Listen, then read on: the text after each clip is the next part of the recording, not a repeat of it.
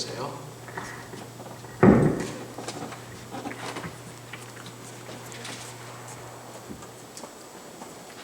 하나님 말씀 창세기 41장 37절로 45절 말씀.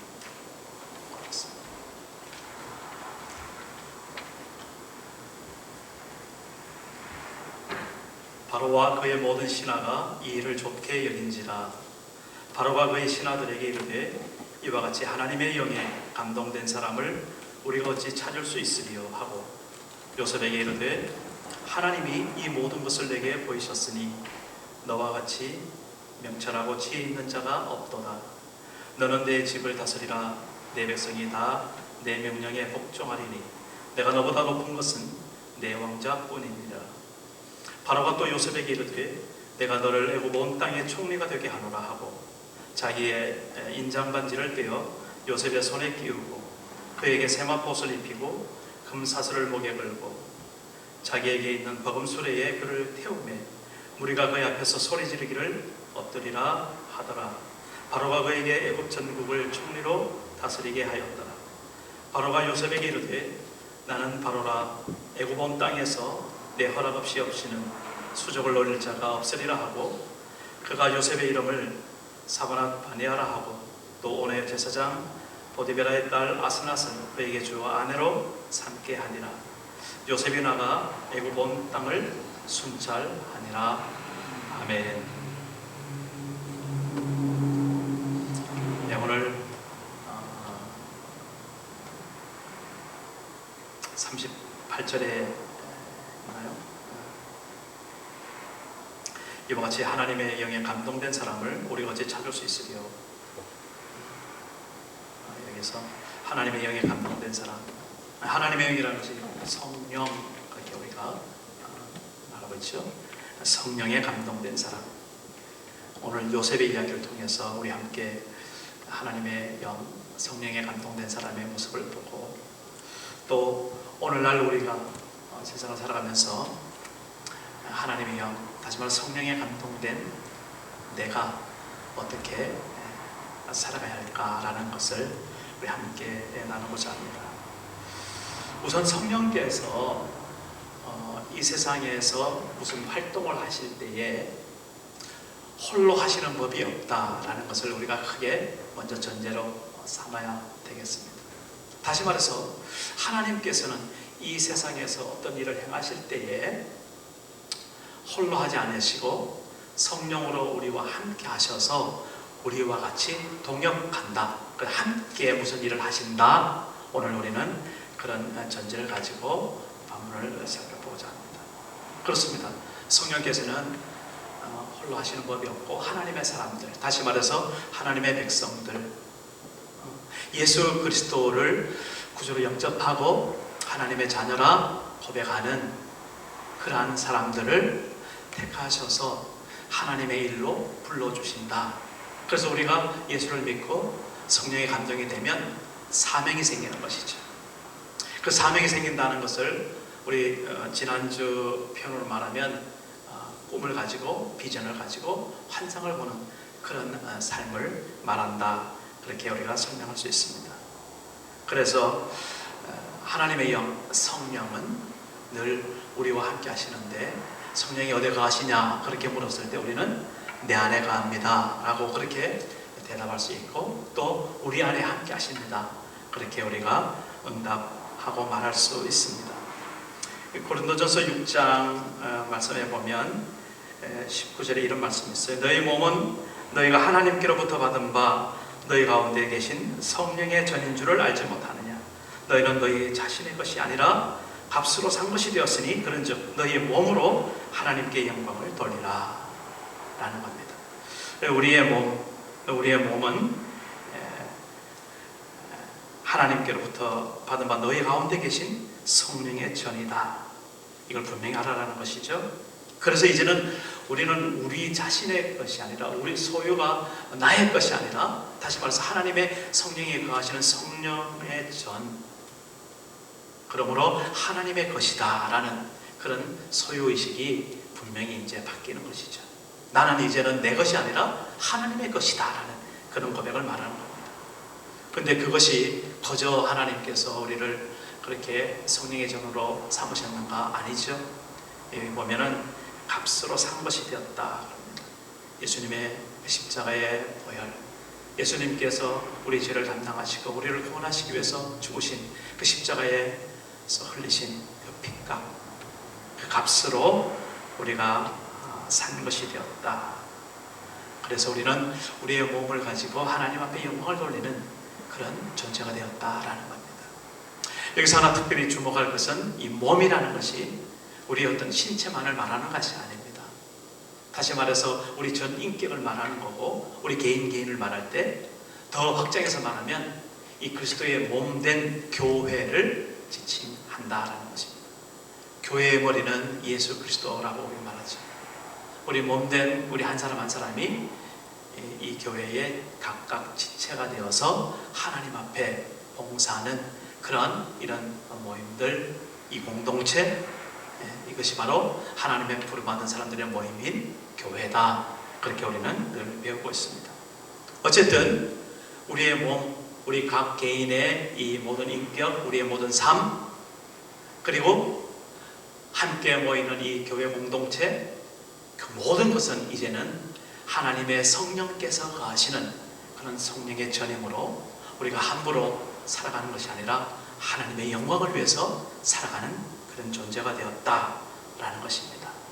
성령께서 함께 하심으로 우리에게는 아주 엄청난 일이 일어난 거죠.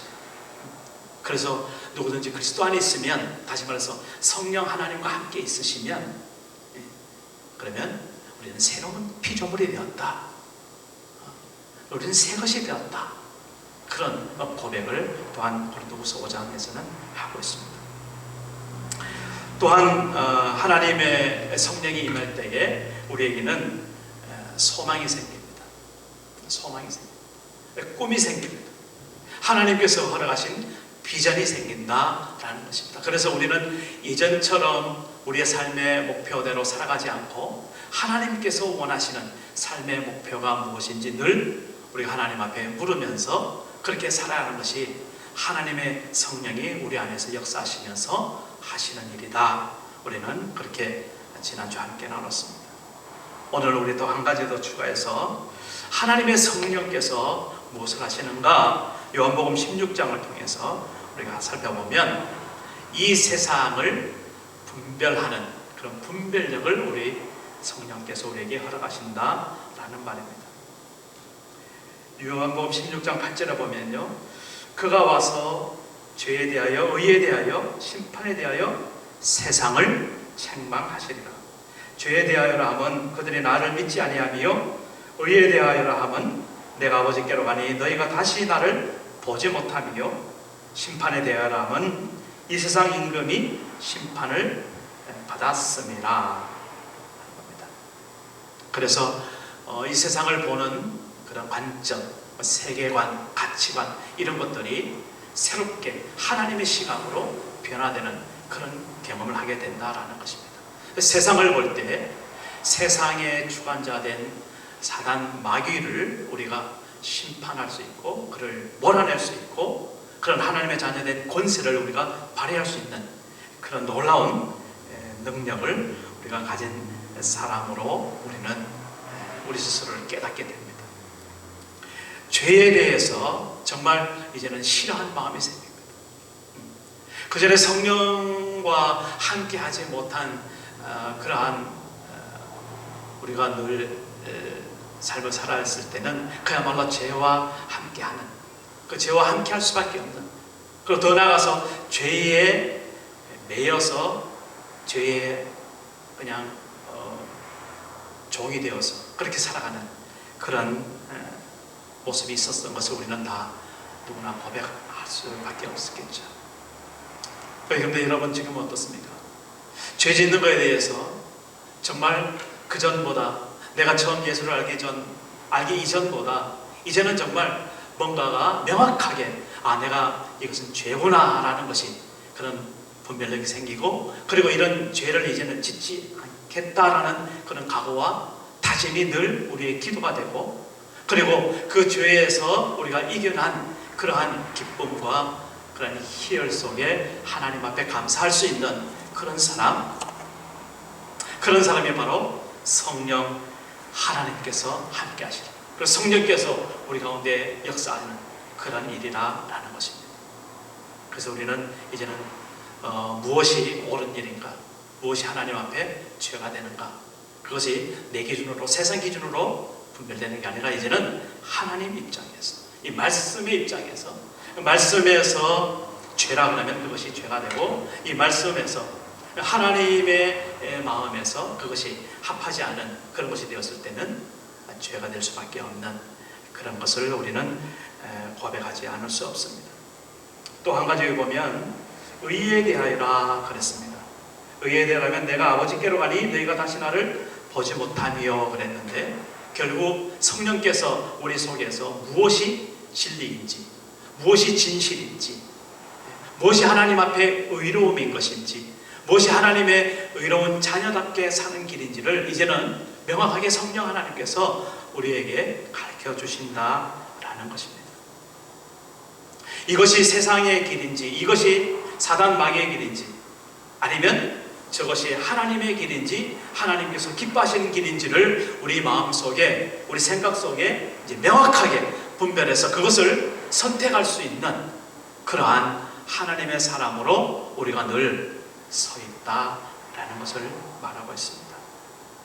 그래서 그렇게 진리의 영이 되신 성령과 함께 살아가면, 그리고 성령께서 기뻐하는 그러한 선택을 하면서 우리가 살아가다 보면 우리가 어느새 나도 모르게 이 세상을 심판하는 그러한 하나님의 복된 자리에 이르게 되는 줄로 믿습니다. 진리의 성령은 이 세상을 그래서 책망하신다, 그런 말씀을 하고 있습니다. 이제 우리가 하나님의 사람으로서 진리의 성령이 우리와 함께 하심으로 이제는 세상을 우리가 바라볼 수 있고 분별할 수 있고 선악을 하나님 앞에 온전히 분별할 수 있는 그러한 사람 되기를 바랍니다. 그래서 로마서 12장에서는 이렇게 말하죠. 이 세대를 본받지 말고 하나님의 선하시고 온전하신 기뻐하시는 뜻이 무엇인지 너희가 분별하도록 해라. 그렇게 사도 바울은 우리에게 권면하고 있습니다. 성령께서 내 속에 함께 하시고 역사하시는 사람에게 당연히 주시는 하나님의 귀한 권면이 되는 줄로 믿습니다. 그렇습니다. 오늘 우리 함께 이 자리에서 하나님의 말씀을 우리 정정하면서 이제 우리가 하나하나씩 성령께서 누구이신지, 그리고 성령 하나님이 나와 함께 하시면서 어떤 일을 내게 원하시는지, 그리고 내가 살아가는 이 세상에서 참 자유롭고 성령의 생명의 법으로 온전히 하나님 앞에 살아가는 그러한 선택의 방향이 무엇인지를 우리가 명확하게 구분할 수 있는 그런 장성한 분량의 그리스도 되기를 주의 이름으로 다시 한번 축복합니다. 성경에 많은 사람들이 이렇게 성령과 함께하는 그런 사람이었습니다만은, 특별히 우리가 요셉을 보면서 아까도 말씀드렸지만 38절에 바로의 입으로 직접 고백이 된 그런 거죠. 하나님의 영에 감동된 사람. 그러니까 세상 사람이 그 요셉을 보면서 저 사람은 정말 성령에 감동된 하나님의 사람이다, 그런 고백을, 그런 명칭을 들었던 사람, 우리가 요셉을 보게 됩니다.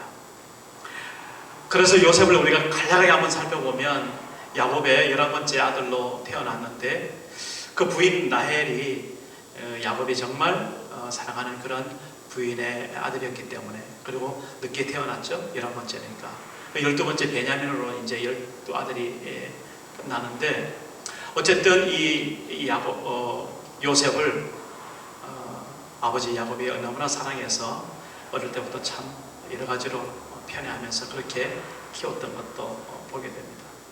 채색 옷을 입혔다니까 많은 형제들의 부러움도 사고 시샘도 받고 했던 그런 요셉의 모습 우리가 잘 알고 있죠.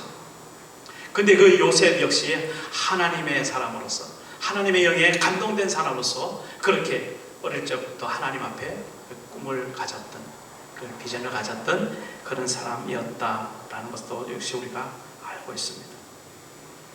근데 요셉이 그렇게 하나님의 사랑으로 인해서 그가 자라면서 동시에 호강을 누리는 것보다는 고통을 당하고 어려움을 당하는 그런 일이 더 많았다는 사실도 여러분 알고 계시죠? 그렇죠? 이 창세기에 보면은 이 요셉이 17살 때 그가 형제들에게 정말 미움을 받아서 차마 죽이지는 못하고 애국으로 가는 그런 상인의 종으로, 노예로 그렇게 이제 팔게 됩니다. 그렇게 노예로 애국으로 그렇게 가서 어떻게 하다 보니까 그 젊은 나이에 그가 누명을 쓰고 감옥에 들어가게 돼요. 감옥에 들어가서 거기서 하루 이틀 1, 2년 있었던 것도 아니에요. 성경을 보면 약 한 13년 동안 그 감옥 생활을 거기서 하고, 그래서 한 30세 될 때까지 그 요셉의 일생은 그야말로 감옥에서 종살이 했던, 감옥에서 정말 고통을 당했던 그러한 인생인 것을 우리는 보게 됩니다. 그런데요, 성경에 기가 막힌 말씀이 39장에 있다. 창세기 39장에 보면 이런 말씀이 있어요.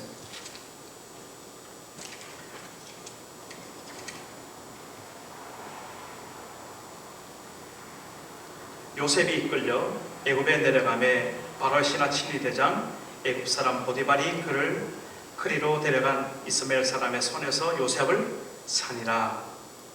39장 2절에 여호와께서 요셉과 함께 하심으로 그가 형통한 자가 되어 그의 주인 애굽 사람의 집에 있으니 그의 주인이 여호와께서 그와 함께 하심을 보며 또 여호와께서 그의 범사에 형통하게 하심을 보았더라.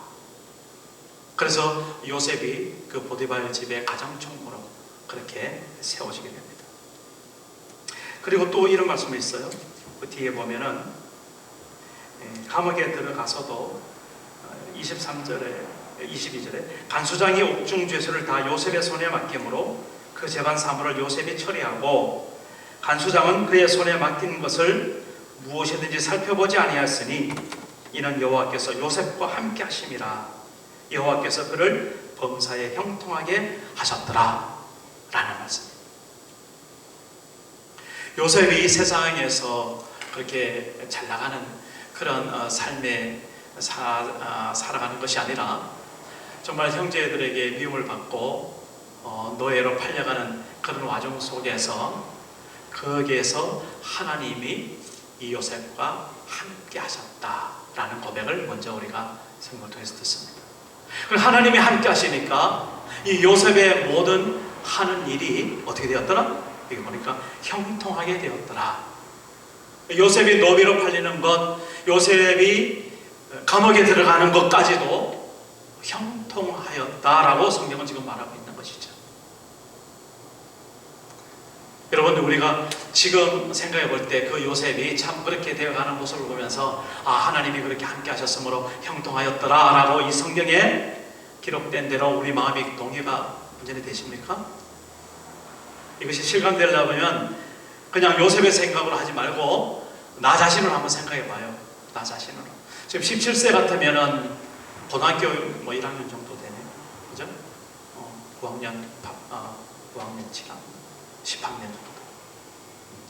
근데 그때에 다른 나라의 노예로 팔려가는 그런 삶을 내가 당했다. 아무도 지금 도와주지 않고 정말 노예로 팔려가서 구박을 당하고 먹지도 못하고 제대로 입지도 못하고 부모와 떨어져서 그렇게 험하게 사는 그런 삶이 내 앞에 이루어졌다. 우리는 어떻게 판단하겠습니까? 근데 하나님은 바로 그런 그를 보시면서 하나님이 그와 함께 하셨고 그가 모든 하는 일에 하나님께서 범사에 복을 주셨고 형통하게 하셨다라는 것을 오늘 성경에서 듣는단 말입니다. 자, 그러면 내가 오늘 정말 이 요셉과 같이 하나님의 택한 백성으로 하나님의 사람이라면, 하나님이 함께 하시는 그러한 사람이라면 다시 우리 표현대로 말해서 성령 하나님과 내가 함께하는 그런 사람이라면 내게 지금 당하는 어떠한 일도 비록 좋은 일은 좋은 대로 감사하지만 내가 노비로 팔리게 되고 감옥에 들어갈 수 없는 그런 누명을 쓰게 되고 하는 그런 모든 어려운 일이 내게 닥친다 할지라도 그것이 내가 하나님의 사람이므로 하나님의 성령의 사람이므로 그러한 모든 것을 하나님 앞에 부끄러움이 없다면 정말 하나님의 주시는 그런 꿈과 비전으로서 그런 하나님의 무슨 뜻을 이루기 위해서 사는 그러한 삶 가운데서 그렇게 당하는 어려움이라면 그것을 능히 감당해내고 이것이 하나님이 함께 하시는 표시구나. 하나님이 함께 하시니까 이것이 이 자체가 내게 복이 되었구나. 그래서 이 복이 되었기 때문에 내가 형통한 사람이 되어지고 내 주변에 있는 많은 사람들에게 내가 복을 나눌 수 있는 하나님의 축복의 사람이구나 라고 말할 수 있을 때에 우리가 오늘 이 요셉의 생애를 보면서 요셉의 삶의 모습을 보면서 하나님이 나에게 성령의 사람으로서 그렇게 축복된 요셉과 같은 그런 사람이 되었다라고 우리는 하나님 앞에 진정 고백할 수가 있게 되는 것이죠. 그러한 마음이 그러한 우리 삶의 자세가 우리 가운데 있으시길 주의 이름으로 축복합니다. 그렇게 어려움을 겪었지만 하나님께서 때를 보고 계시다가 이 요셉을 이 바로 이집트의 애굽의 왕 앞에 세우는 그런 일이 생깁니다. 이 바로가 꿈을 꾸고 그 꿈이 무엇인지 도무지 모를 때에 꿈에 아주 정통했던 이 요셉이 바로 그 왕의 꿈을 해몽을 해주는 그런 일이 있습니다. 그 왕이 꾼 꿈이 두 가지였죠. 첫째는 처음에 풍성한 그런 초원에 아주 견실한 그런 소가 7마리 있습니다. 그가 아주 풀을 잘 뜯어먹고 아주 잘 지내는데 어느 한쪽에서 아주 파리하고 팽팽한 그런 또한 7소가 물썩 올라오더니만은 앞에 7 풍성하고 살찐 그런 소를 다 잡아 먹게 됩니다. 그러니까 이 바로가 그 꿈을 꾸고 도무지 무슨 꿈인지 모르는 거예요. 근데 어쨌든 하나님께서 이 요셉에게 지혜를 주시고 명철을 주셔서 그 꿈을 해몽하게 하시죠. 무슨 꿈이에요? 앞에 7 풍성한 소는 그 해 7년 동안 이집트에서